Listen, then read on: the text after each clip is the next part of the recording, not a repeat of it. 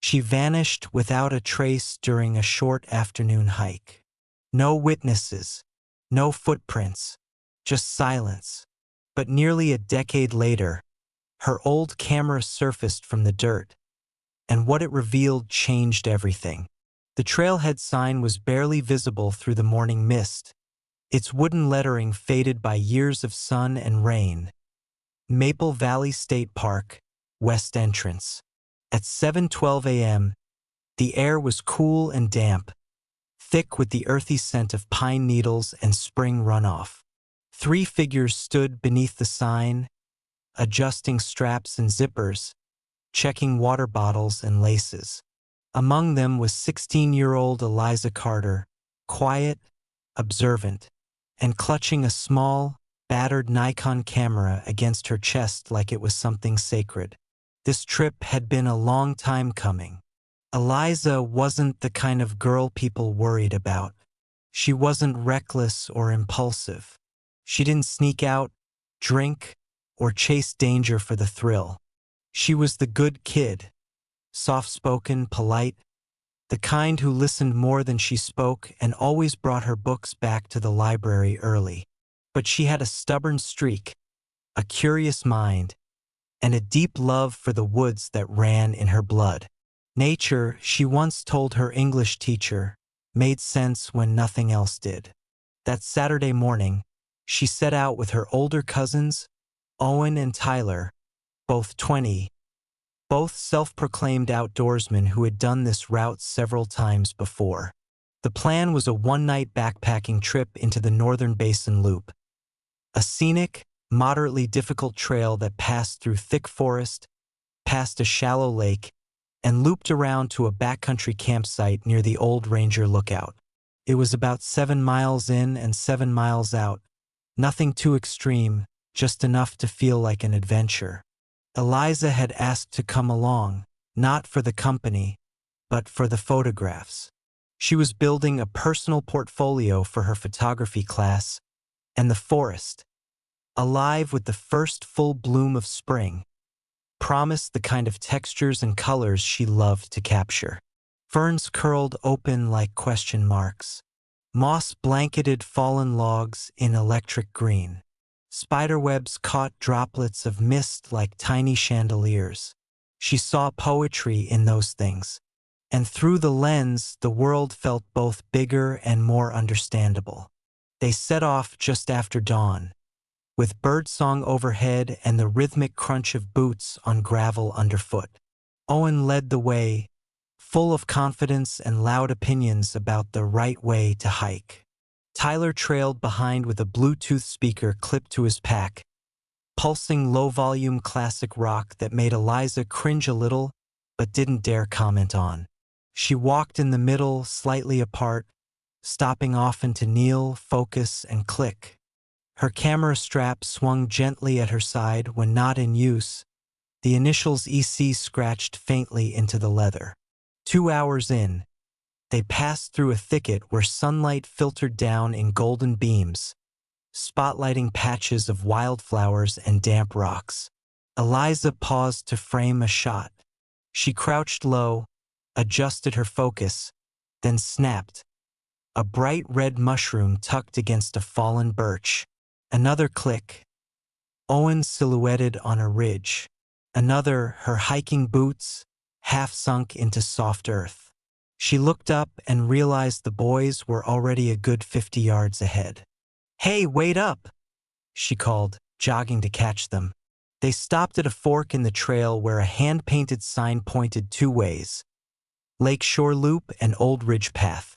The main trail curved left, while the narrower path to the right twisted uphill through thicker undergrowth. "Which way?" Owen asked, looking back at her.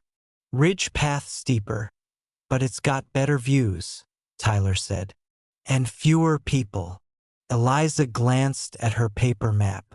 "If we split up just for a bit, I could take the ridge and meet you guys at the lake junction.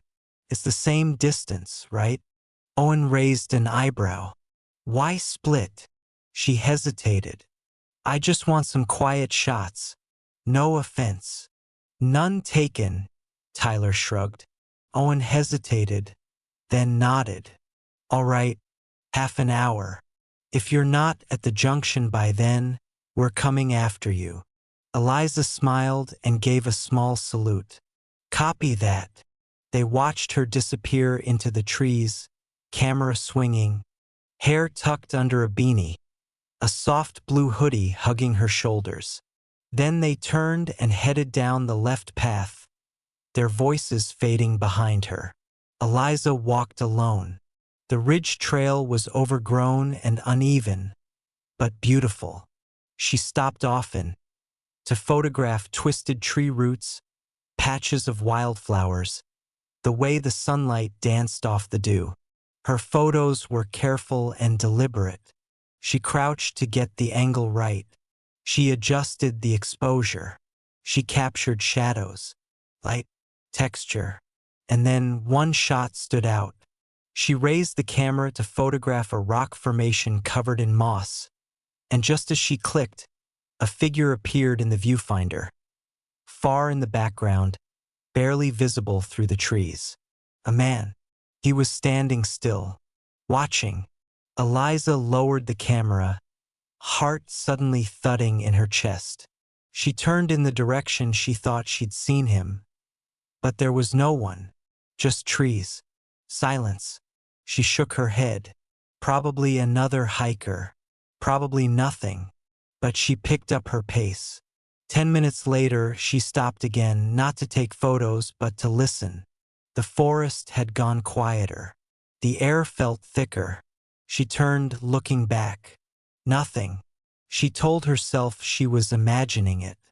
By the time she reached the junction by the lake, the boys hadn't arrived yet. She sat on a rock, checking the time. 20 minutes had passed. She took another photo. The lake glimmered peacefully below. A bird landed nearby. She zoomed in. Another photo. She heard a branch snap behind her. She turned. And that was the last known moment Eliza Carter was seen. When Owen and Tyler reached the lake 20 minutes later, she was gone. By the time Owen and Tyler arrived at the lake junction, the sun had risen high enough to warm the tops of the trees, casting soft gold across the still water. The boys were in good spirits, half joking about Tyler's playlist and their plan to convince Eliza to carry some of their snacks on the next stretch. But the moment they rounded the bend and spotted the empty rock where they expected to find her, everything shifted. "She's not here?" Tyler asked, a flicker of unease in his voice. Owen scanned the area. "Maybe she's behind the trees?" They waited. 5 minutes passed, then 10. They called her name, first casually, then louder with rising tension. Their voices echoed off the water and vanished into the trees. Owen walked up the ridge trail a few hundred yards, then came back. No sign. Tyler checked the surrounding brush, looking for a camera bag, a backpack, anything. Nothing. The trail was too quiet. "She said she'd meet us here," Owen muttered. "This doesn't make sense." Tyler pulled out his phone, but there was no signal, just the spinning wheel and an empty bar. The park was known for spotty coverage, especially deep in the North Basin. They debated for a few minutes about whether to wait or backtrack, then decided to retrace Eliza's route along the ridge trail. For the next 2 hours, they searched. They climbed uphill, calling her name every few minutes. They scoured the narrow trail where they'd agreed to split. There were no signs of her, no broken branches, no misplaced footprints, no camera lens cap dropped in the dirt. Only the quiet. At 12:42 p.m., they returned to the lake junction and followed the main trail back to the park ranger's cabin at the base. It took them another hour to hike down, and by the time they burst through the tree line, covered in sweat and brambles, the urgency in their voices left no room for doubt. The rangers took them seriously from the start. A 16-year-old girl missing in a state park wasn't something they brushed off. Within an hour, 3 teams were deployed into the North Basin with GPS trackers, maps, and radios. 1 helicopter was dispatched from the next county over, set to scan the area from above. The sun dipped low as the search expanded. Dusk crawled in around the trees, long and thin. By nightfall, the woods were lit only by flashlights and the sweeping cones of headlamps. Still no Eliza. No one slept much that night. Her parents, Karen and Brian Carter, arrived just after midnight, having driven 4 hours from their home in Greeley. Karen's face was ghost white, her fingers clutching a flannel blanket from Eliza's bed. Brian paced behind her, not speaking at all. The boys were questioned separately, in a small cabin used for emergency coordination. They told the same story. They split up briefly, by mutual agreement, and Eliza never came back. Search efforts ramped up the following morning. Local volunteers showed up with dogs and ATVs. Forest Service officers mapped out grid searches. The North Ridge was combed foot by foot. Drones were flown. Boats were dispatched across the shallow lake. Cameras were installed on trail checkpoints. The days blurred together. On day 2, a scent dog caught a brief trail, leading off the ridge path and down a slope, but it faded out among the rocks. Rangers speculated she could have slipped or gotten turned around trying to circle back. On day 3, it rained. The sky opened up for 6 straight hours, washing away whatever fragile clues might have remained. Footprints, broken twigs, fibers. The ground turned to soup. The creek overflowed its banks. Hope eroded with the soil. Karen stayed camped near the ranger cabin, refusing to leave. Brian helped volunteers mark maps and distribute flyers with Eliza's school photo printed in grayscale. Soft brown hair, calm green eyes, and the quiet, almost apologetic smile she was known for. Her camera bag was black canvas, medium-sized. Her hoodie was blue. Her boots were gray with red laces. She had been carrying a granola bar, a thermos, and a laminated map. And yet, nothing of it was ever found. Not the map, not the camera, not a shoelace, not a torn thread. The state police got involved by the end of the week. Drones equipped with infrared scanners searched for any signs of recent human heat signatures. They found nothing. No hikers in the area had seen her. No security footage captured her exiting the park. The trail she disappeared on wasn't even supposed to be that remote. That was what stunned most people. It wasn't wilderness, it was monitored, maintained, mapped. By the end of day 7, they were calling it what it was: a disappearance. No accident, no animal attack, no fall, no drowning, just gone. The park was temporarily closed. Reporters showed up. Interviews were broadcast on evening news. Karen gave a statement holding Eliza's baby photo. Brian stood behind her, silent. "She is not the kind of girl who just vanishes," Karen said into the cameras. "Somebody knows something." There were leads. For the next 3 weeks, tips flooded in. One woman claimed she saw a girl matching Eliza's description hitchhiking on a rural road 12 miles from the park. Another claimed she'd heard screams in the trees 2 nights after the disappearance, but thought it was an animal. A man said he found a boot in a stream, but it didn't match Eliza's size or brand. All the tips led nowhere. No body, no blood, no footprints. Just an echo of a girl walking into the trees and never walking back out. The last official search patrol was called off on day 23. The case remained open but no longer active. Eliza Carter's name faded from the headlines, replaced by newer stories, louder voices, fresher tragedies. But in Maple Valley and in the Carter household, she was never forgotten. She was still 16, still smiling in that photograph, still waiting in the forest. Somewhere, the Carter's house, once filled with quiet routines and small joys, became a shrine to stillness. Eliza's room remained untouched, a sealed time capsule of her final days before the hike. Her backpack leaned against the wall where she'd left it, waiting to be repacked for the next school trip that would never happen. The corkboard above her desk held a collage of Polaroids, blurry group photos, shots of squirrels in the backyard, a perfect frame of the moon she'd caught on a freezing January night.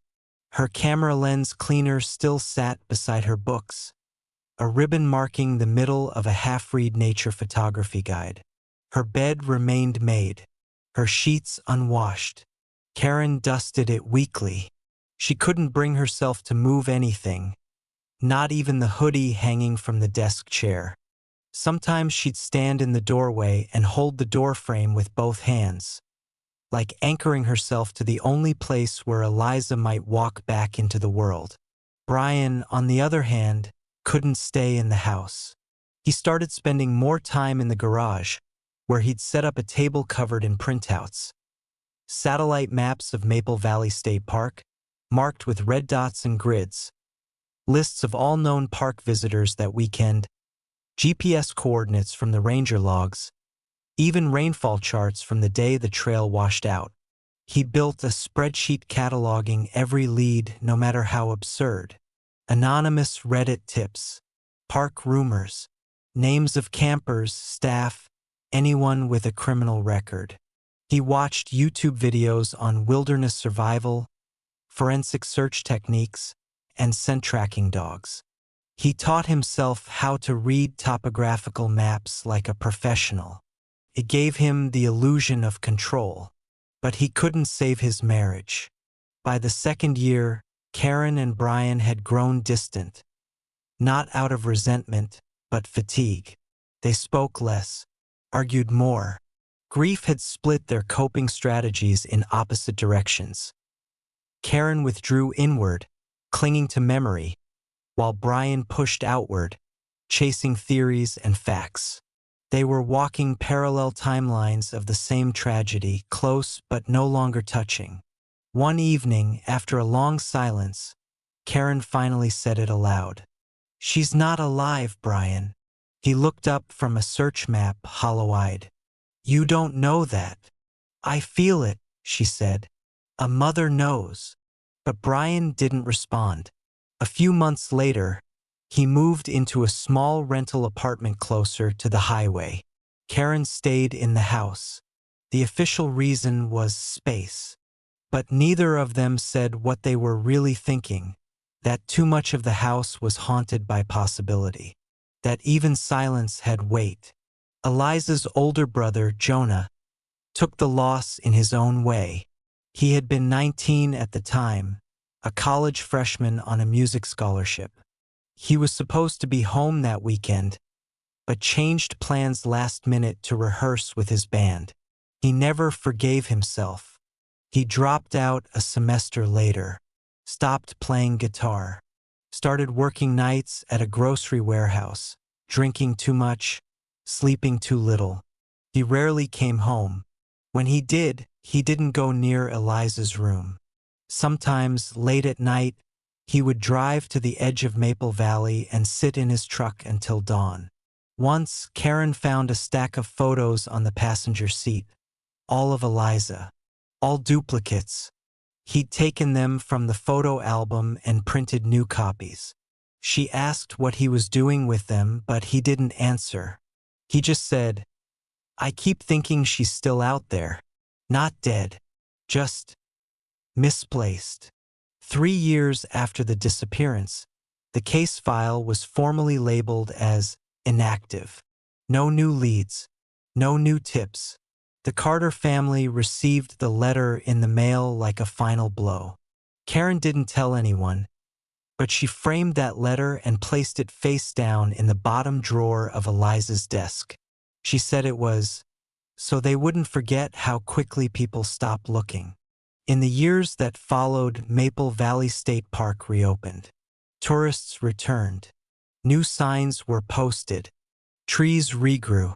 The trail where Eliza disappeared was renamed to something bland and forgettable.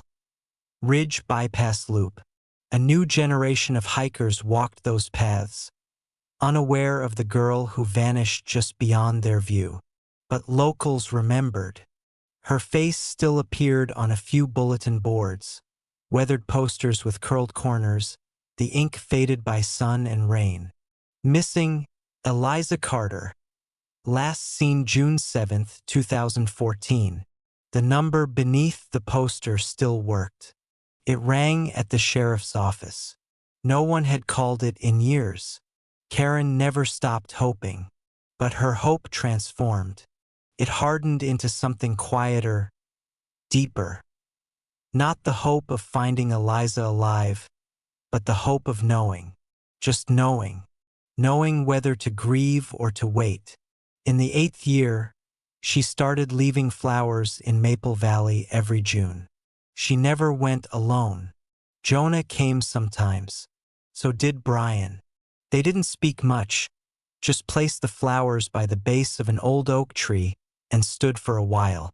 It was always the same tree, the one closest to the last known photo she had of Eliza in the woods, the one with the view of the lake. 9 years passed, and then the spring of the 9th year, a phone rang at the state park's maintenance office. It was a seasonal crew member named Nico Torres, and he had found something buried beneath the trail. The early spring of 2023 brought more than just thawed trails and wildflowers to Maple Valley State Park. It brought record flooding. Weeks of heavy rain and late snowmelt had swelled the creeks, turned low-lying paths to mudslides, and chewed away at the sides of old hills. Sections of trail had collapsed into miniature ravines, and park staff had to reroute hikers around washed-out segments. For most visitors, it was a minor inconvenience. For Nico Torres, it was a mess and an opportunity. 21 years old and new to the seasonal maintenance team, Nico had signed up for the job mostly to escape the city. He liked the peace of the forest, the rhythm of trail work, and the sense of fixing things that felt broken. That week, he'd been assigned to a remote stretch of the Northern Ridge Trail, the very one where Eliza Carter had disappeared 9 years ago, though Nico didn't know it at the time. His task was simple: clear brush, shore up unstable ground, and check for erosion near an old side trail that had become overgrown. Late one afternoon, while digging around a water-damaged slope about 30 feet off the main path, Nico's shovel hit something solid. He assumed it was a rock. But when he scraped again, the sound changed. A sharp metallic clink. He knelt down, brushed away the wet dirt with his gloves, and uncovered the edge of a Ziploc bag. Inside was something heavy, wrapped tightly in layers of plastic and duct tape. Curious, he carried it back to the service shed. It was a camera, an old Nikon, scuffed and mud-stained but clearly preserved.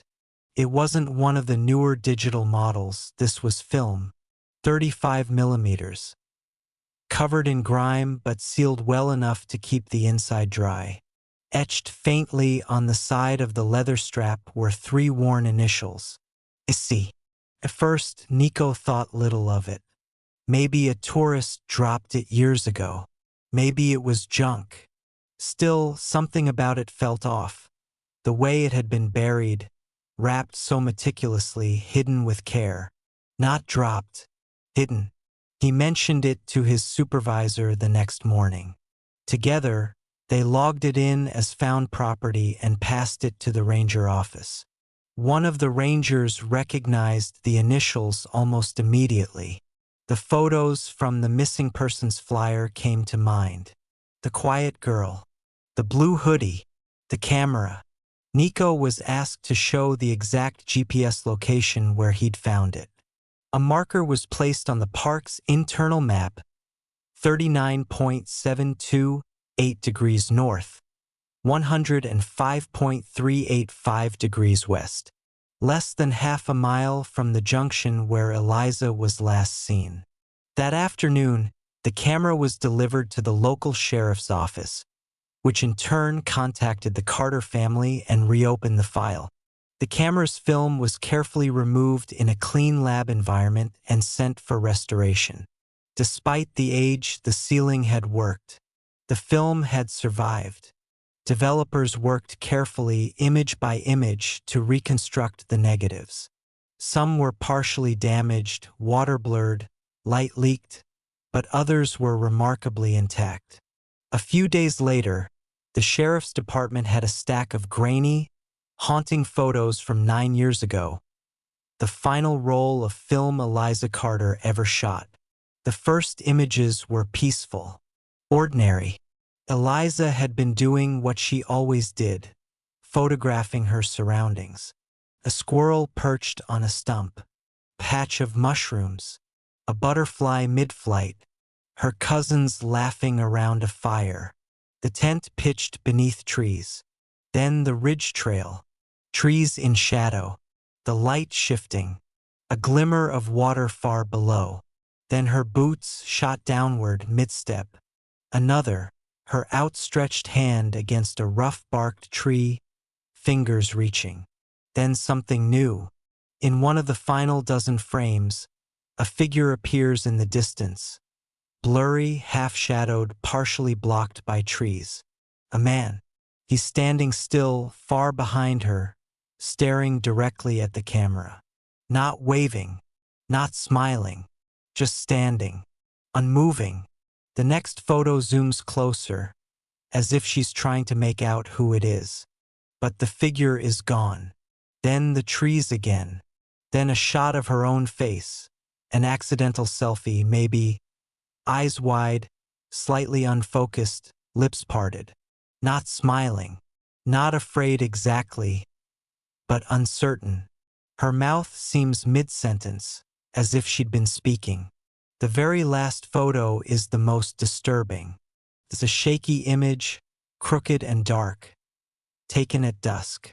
The shot is angled upward, as if the camera was on the ground or held low. Eliza is in frame. She's looking towards something out of view.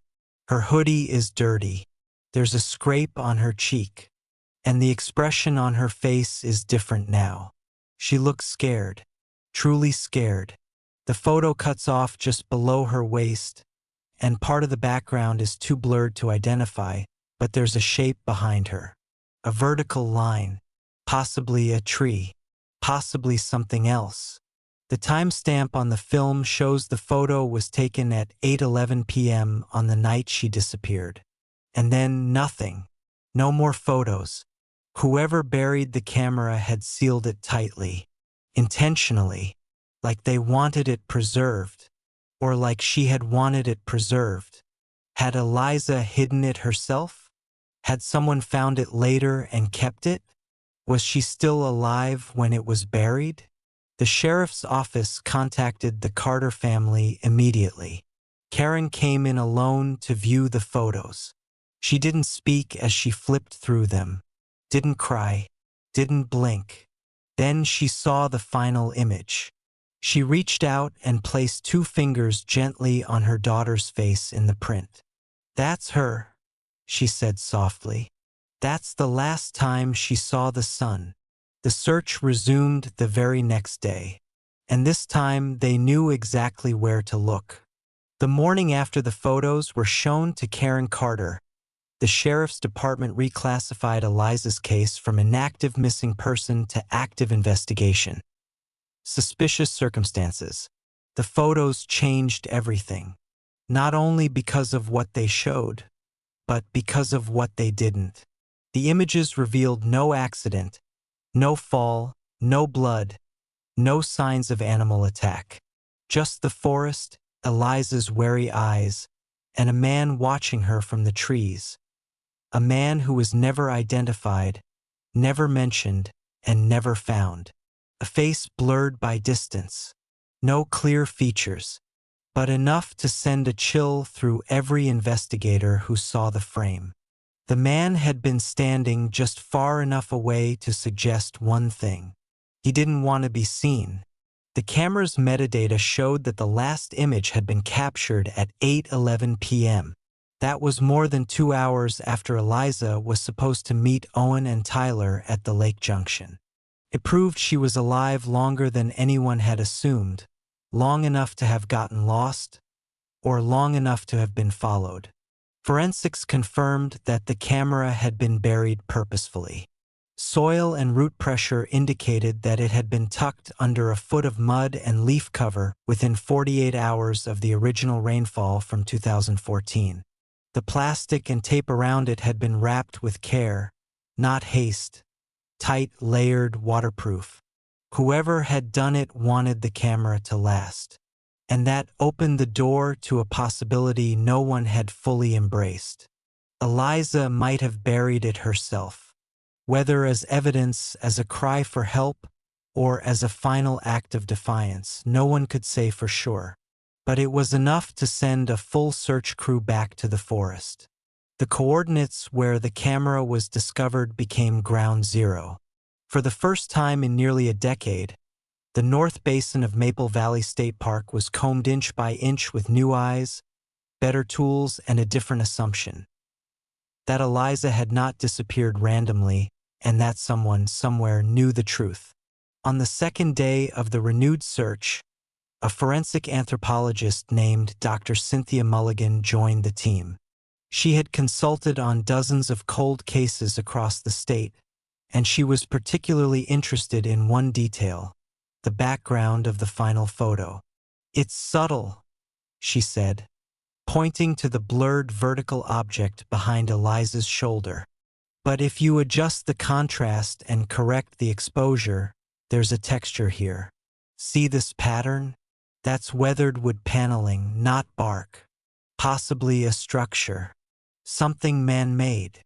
They enhanced the photo under lab conditions. What emerged wasn't a building. Not entirely, but the rough shape of an old outbuilding wall, partially obscured by branches and brush. And just above it, something even more specific: a rusted metal hook, curved downward, protruding slightly from the upper right corner of the frame. Karen Carter stared at the image in silence. "I've seen that before," she whispered. She left the station and drove straight home. In her garage, she opened the third plastic bin in a row of 5 she kept stacked near the far wall. Each was labeled with a date: year 1, year 2, year 3, and so on. From year 4, she pulled a manila envelope. Inside, a printed trail guide from 1998, older than Eliza herself. She unfolded it slowly. Near the outermost loop trail was a marked Ranger Maintenance Outpost, no longer in use.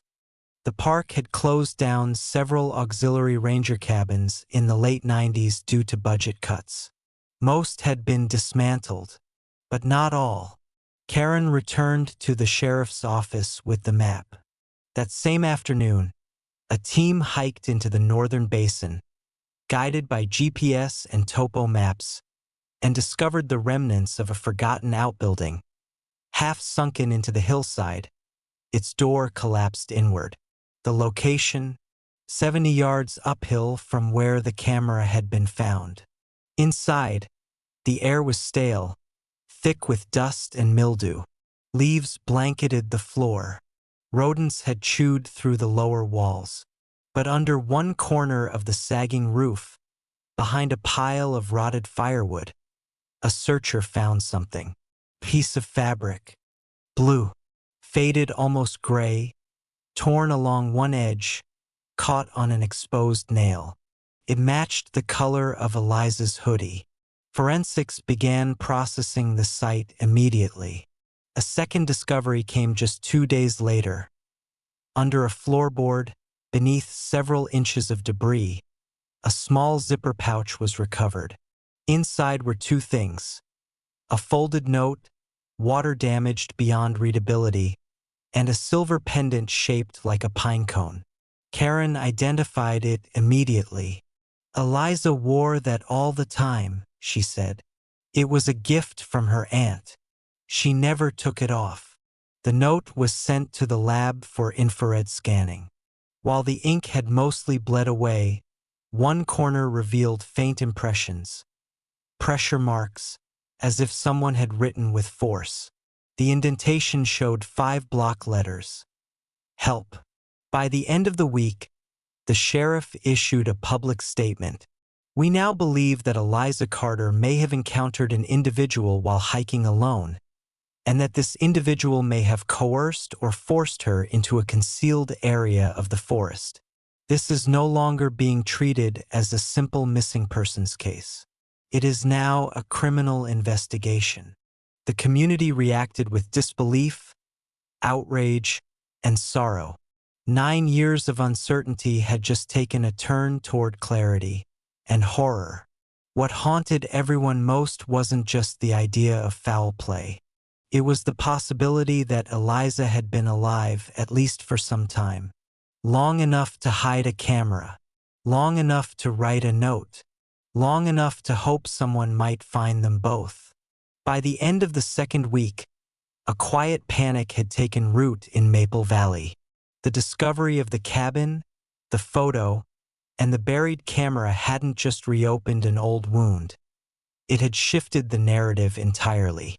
What had once been considered a tragic disappearance now carried the weight of something darker, more deliberate. People no longer whispered about poor Eliza getting lost.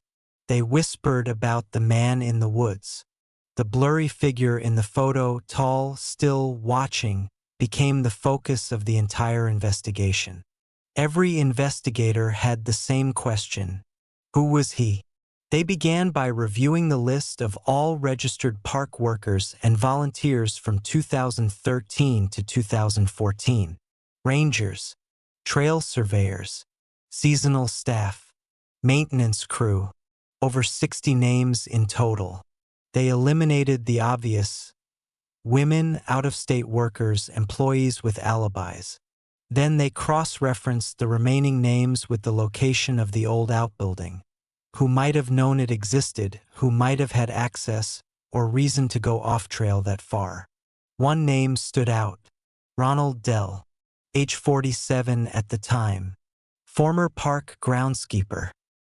He had been let go in early 2014 due to personality conflicts. According to his file, vague HR speak for a history of difficult behavior. Rangers remembered him as odd but functional. Lived alone in a small trailer 10 miles east of the park entrance. Socially distant. No family nearby.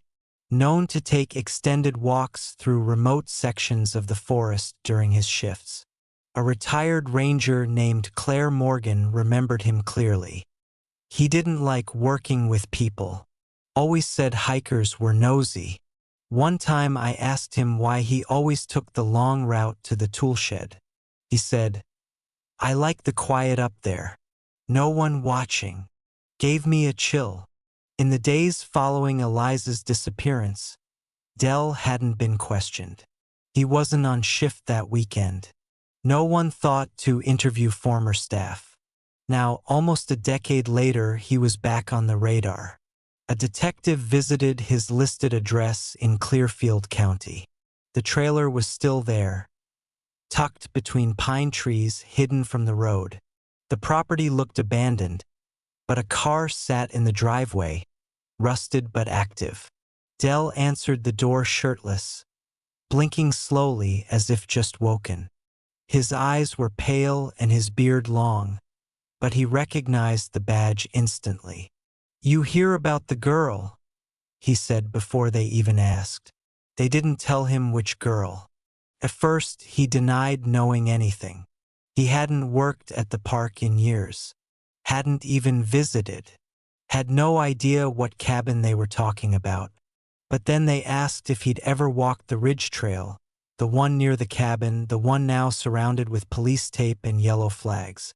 He looked down at his bare feet and said nothing. The detectives requested permission to search his trailer. He refused. An emergency warrant was filed and approved within hours. Inside, investigators found tools, hiking gear, and stacks of National Geographic magazines. In the back bedroom, they found a wooden trunk with a rusted latch. Inside were several items wrapped in an old towel. The first was a silver pinecone pendant, nearly identical to Eliza's, but not the one recovered from the cabin. A second copy? A replacement? The second item was a torn scrap of blue fabric, matching the hoodie Karen had described 9 years earlier. The third item was a hand-drawn map of the Northern Basin trails, but not a park-issued one. This version had markings not found on public maps. Shortcuts, stream crossings, and the old ranger cabin, circled in red ink, with the word cellar scrawled beside it. They arrested Dell that evening. During questioning, he claimed he found the items years ago, buried near an old tree while foraging. He said he kept them because they seemed important. He denied ever seeing Eliza Carter, ever being near her, or ever visiting the cabin after his employment ended. When asked about the camera and the photos, he said, "I don't know anything about that. But there was one problem." In 2014, during Dell's final weeks at the park, he had submitted a formal request to retrieve personal belongings from a shed he'd used for storage. The location listed on the form? Basin Outpost Number 2, the same cabin. When shown the photo of the blurred figure in the trees, Dell simply said, "Can't say that's me. Could be anyone." But when Karen Carter saw the photo of Dell's arrest, she nearly collapsed. "That's him," she said, shaking. "That's the face. That's the shape. That's the way he stands. It's him." Still, without physical evidence tying Dell to Eliza's death, or confirming how long she'd survived, the district attorney hesitated to file homicide charges. They charged him instead with tampering with evidence, possession of stolen property, and obstruction in a missing person case. He pled not guilty, but the court of public opinion moved faster than the justice system. The community was shaken. Candlelight vigils reignited. Students from Eliza's old school shared photos online. The hashtag Remember Eliza trended for days. Donations poured into victim advocacy organizations. Reporters camped outside the park entrance. Karen Carter, always private, finally spoke to the media. She didn't get lost. She didn't run away. She was taken. And no one listened until now. She said it without raising her voice. She didn't need to. That weekend, a search dog picked up a faint trail near the cabin's rear exit, downhill, toward a dry creek bed. Less than 200 yards into the woods, under a rotten log and a scatter of moss, they found something the rain hadn't washed away. Bone. Not a full skeleton. Not even enough to be definitive, but enough for the lab to test. And when the results came back, the news hit like a funeral bell. Partial DNA match. Human. Female. The remains belonged to Eliza Carter. She had been there the whole time. In the trees. In the shadow of a forgotten cabin. Watching, waiting, hoping until the forest gave her back. The official autopsy report arrived quietly on a Monday morning. There was no ceremony, no press release. Just a phone call from the medical examiner's office and a folder delivered to the sheriff's desk with 3 clipped pages inside. The report was cautious. Too cautious, in Karen Carter's opinion. Partial remains, it read. Left humerus and partial clavicle. Bone fragmentation consistent with prolonged environmental exposure. Evidence of healed fractures. Cause of death. Undetermined. Undetermined.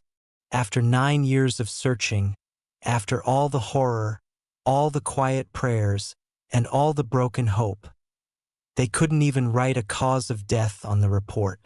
Karen stared at the word for hours. She wanted a clean truth, an answer she could fold up and carry in her palm. Something simple and terrible. A fall, a blow, a bullet, a name. But instead, she got fragments. Literally. The medical examiner noted 2 things that stood out. First, that the arm bone had been cleanly fractured at least a year before death, then healed poorly. And second, that there were marks on the clavicle, not from animals, not from natural wear, but likely from tight restraints or prolonged pressure. She was held, Karen whispered aloud to no one. Her daughter hadn't just disappeared. She had been kept. But for how long? Where? By whom? Dell remained the prime suspect, but he refused to confess, refused to speak at all, in fact. His public defender said he was cooperating. In reality, he sat silently during questioning, arms crossed, eyes vacant. He asked for a Bible and refused to answer any direct questions, not even his own name. Some theorized he'd suffered a breakdown. Others believed it was strategy, a way to avoid self-incrimination or delay trial. Either way, prosecutors were stuck. There wasn't enough forensic evidence to place Dell at the scene of Eliza's death. No DNA on the camera. No fingerprints in the cabin.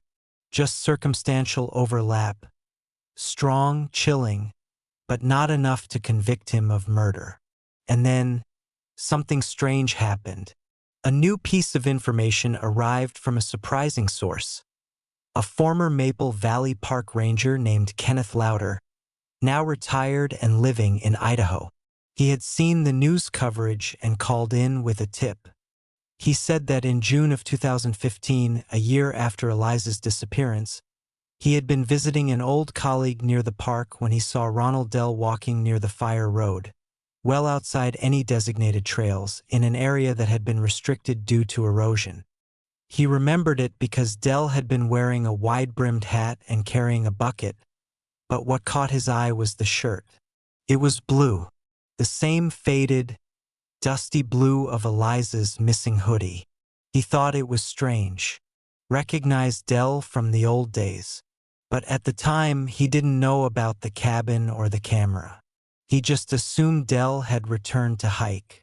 Many former workers did. But now, he wasn't so sure. Investigators returned to the Fire Road in question and began canvassing the area again. Metal detectors, dogs, drones. After 4 days, they found a buried plastic container, sealed with duct tape and marked with a faded X on the underside. Inside were 2 things: pocket knife and a roll of undeveloped film. When processed, the film revealed 8 blurry photographs, mostly forest and underbrush. But in the 4th photo, Eliza appeared. She was kneeling beside a stream, looking toward the lens. She looked thinner. Her hair was longer. Her clothes were torn. But it was her. And the date stamp on the frame, March 28, 2015. That was almost 10 months after she disappeared. She had been alive, not just for days, not even for weeks, for nearly a year. Karen collapsed when she saw the photos. Jonah punched a hole through the drywall in his apartment. Brian drove 6 hours in silence and slept in his truck. Grief, they had all learned, wasn't linear. It spiraled. It revived itself in new forms. This was not a resolution. This was an opening wound all over again. Public reaction was explosive. The story was picked up by national outlets. True crime podcasters swarmed the town. A docuseries was announced before the trial had even begun. But Karen didn't care about the noise. She only cared about what the new evidence meant. Eliza had survived. Someone, likely Dell, had kept her alive in some capacity. Hidden, restricted, maybe even moved her. The poor healing on her arm suggested lack of medical care, but not fatal trauma. There was a cruel logic to it. Enough to live, not enough to escape. But the bigger question haunted Karen at night. Did Eliza die trying to flee? Was the final photograph, that look of fear, the cabin behind her, the moment she made a break for it? The location of the bones, so close to the structure, suggested she didn't make it far. The scratches on the inside door of the outbuilding, once dismissed as weathering, were now analyzed as human-made. Long grooves, fingernail marks, possibly an attempt to escape. And the worst part? One of the old hinges on the cabin's rear door had been repaired recently, within the last 3 years. Fresh screws, newer metal, which meant someone came back, not just once, repeatedly, Dell or someone else. Someone returned to maintain the hiding place, to check on it, to watch over whatever remained. Whether to bury the past or relive it, no one could say. But Karen knew this. Her daughter had held on for longer than anyone believed possible. And she had tried to leave a trail. The camera, the pendant, the note, the photos. They were all Eliza's voice, buried in soil and silence, trying to shout. 9 years after Eliza Carter vanished, her story came to a close, not with a conviction, not with a clear confession, but with a return. The forest had held her, and in its own time it had given her back. In October of 2023, a memorial service was held in Maple Valley. It wasn't formal, no procession, no polished speeches, just a gathering of people near the ranger station. Friends, family, classmates, and strangers who had followed Eliza's story for years. Her cousins came, older now, both with children of their own. Her former English teacher spoke briefly. A group of students placed handmade paper cranes along the trailhead where Eliza had last been seen. Karen Carter didn't speak. She simply stood, holding a small framed photo of Eliza in her blue hoodie, her eyes bright and her camera slung around her neck. She held it close to her chest like something living. At the trail junction, a wooden bench was installed. A small plaque was embedded in the wood. For Eliza Carter. She walked quietly, but left a path we'll never forget. Later that week, the sheriff's department confirmed that Ronald Dell had been indicted on multiple charges: unlawful imprisonment, abuse of a corpse, obstruction of justice, and tampering with evidence. The DA still hesitated to pursue homicide. Not yet, not without a full body, not without a clearer cause. But Dell remained in custody. And Karen?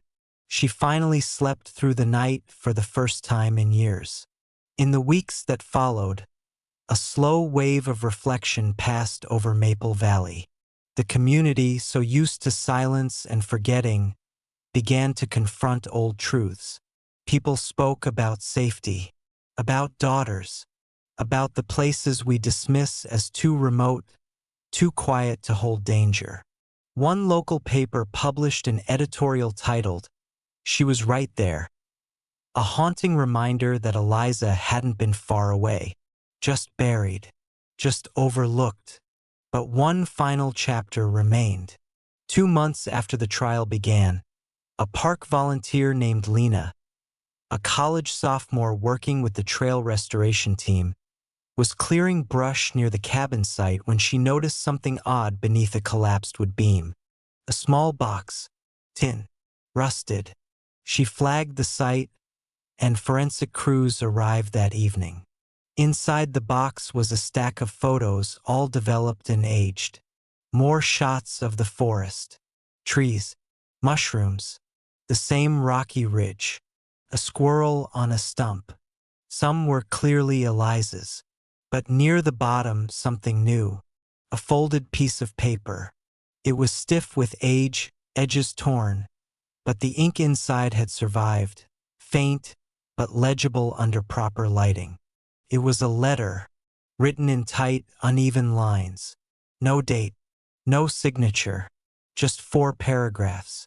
If someone finds this, I hope you know I tried. I did everything I could. I stayed quiet. I stayed still. I smiled when he asked me to. I waited for rain so I could cry without being heard. There's a tree near the west trail split with 3 stones at the base. I buried my necklace there, but I think he saw me. If he finds this, it's over. But if you find it first, please tell my mom I didn't stop looking for a way out.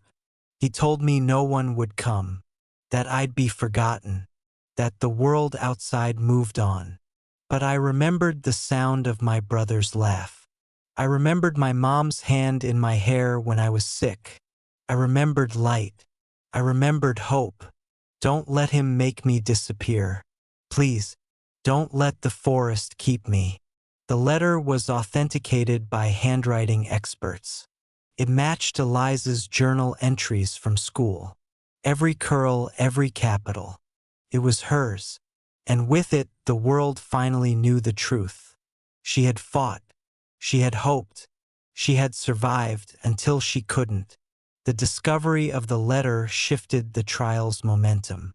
The DA added wrongful death to the list of charges, citing emotional duress and Eliza's clearly documented captivity. For the first time, the possibility of a murder conviction felt real.